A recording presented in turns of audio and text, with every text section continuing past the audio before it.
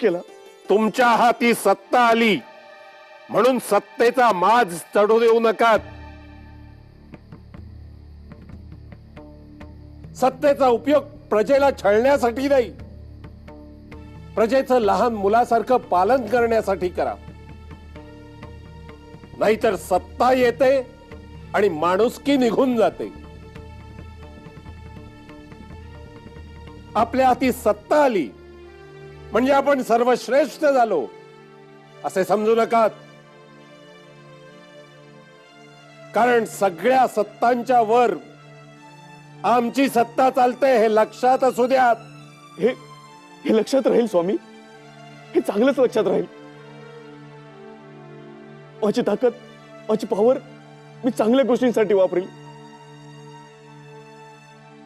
पण स्वामी, माझा माझा पाय बरा करा स्वामी.